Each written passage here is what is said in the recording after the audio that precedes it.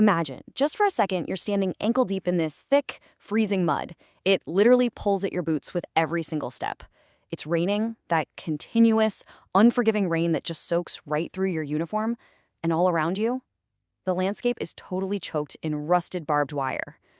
The only things you can hear are this distant rolling thunder of artillery and the ragged, quiet breathing of the guys huddled right next to you.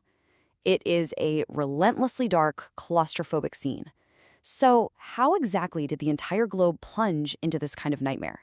Welcome to This Explainer. Today, we're going to unpack exactly how the world caught fire back in 1914. It all comes down to June 28th, 1914. A single shot was fired. And honestly, at the exact moment it happened, most of the world didn't even notice. But that one single bullet was about to drag the entire globe straight into hell. You see, it wasn't just a political murder. It was the absolute exact spark needed to ignite a global catastrophe on a scale humanity had literally never seen before.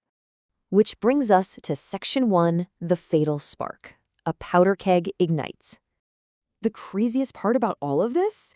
The sheer terrifying speed of it all. In June 1914, Archduke Franz Ferdinand steps into an open-top car, right? And that fatal gunshot echoes through history. But you have to understand, this wasn't happening in a vacuum. Europe was essentially a massive powder keg, completely tangled up in this insanely complex web of alliances. Within just a matter of weeks, pacts were triggered, promises were broken, and boom. By August of 1914, you have these massive ancient empires declaring war on each other in this rapid, totally chaotic domino effect. Europe literally turned into a raging furnace almost overnight. Moving on to Section 2, descent into the trenches. Living in hell. Now, if you're picturing a war of sweeping, heroic battlefield maneuvers, think again. For our special focus today, we really want to zoom in and understand what life was actually like inside a 1914 trench. It was brutal. Millions of young guys were essentially buried alive in miles and miles of freezing mud. It was just this completely claustrophobic existence. You've got soldiers huddled against these collapsing dirt walls, trapped alongside rampant disease, and, literal swarms of rats. And on top of all that, you have the continuous, absolutely deafening bombardment of artillery. It was a constant psychological torture. They were just stuck there in the dirt, trying to survive the actual elements just as much as the enemy. And, just when you'd think conditions couldn't possibly get any worse, a simple shifting wind would bring this terrifying new sensory experience. Mustard gas. Picture this. You're in that trench, and an eerie green fog starts slowly creeping over the edge. Instantly, there's this frantic, desperate scramble in the mud as everyone tries to pull on these grim, heavy rubber gas masks. Because if you didn't get it on in time, this silent chemical killer would quite literally burn you from the inside out. It was a horrifying new reality. They had turned the very air these guys breathed into a deadly weapon. Next up, Section 3, the age of machines, industrial slaughter. So before 1914, the whole idea of warfare was still pretty heavily rooted in this concept of honorable combat, right? Traditional cavalry tactics, guys riding in on horseback, nice, clear front lines. Well, that was entirely wiped out and replaced by industrial slaughter. This right here was the first true war of the machine age. Those romantic old-school ideas of honor, they were instantly crushed by mechanical monsters, poison gas, and just absolute impersonal mass destruction. Let's actually break down this devastating new arsenal because it's wild.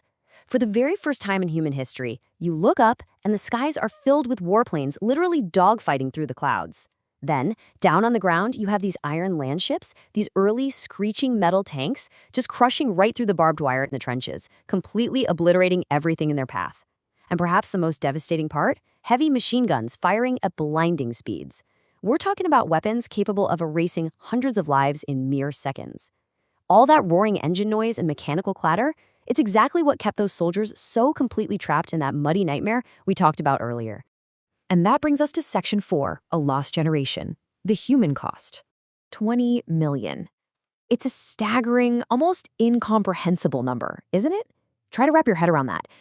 Behind this massive statistic are faded photos of teenage soldiers, handwritten letters just decaying away in the mud, and, these really fleeting moments of humanity, like that famous Christmas truce where soldiers actually climbed out of their trenches to shake hands in the snow. But ultimately, over 4 absolutely brutal years, 20 million people died.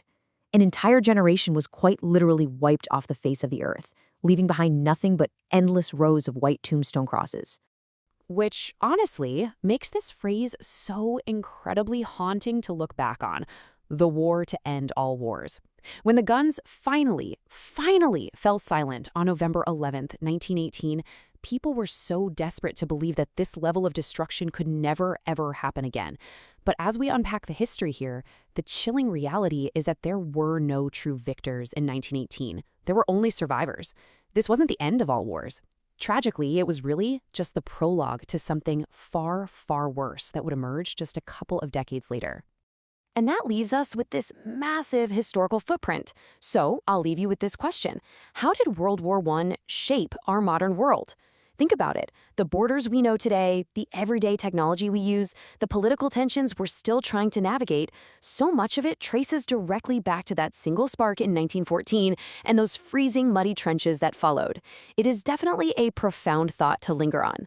Anyway, thank you so much for joining me for this explainer. Keep exploring these untold stories from history, guys, because understanding exactly how the powder keg ignites, well, that's the very first step in making sure it never happens again.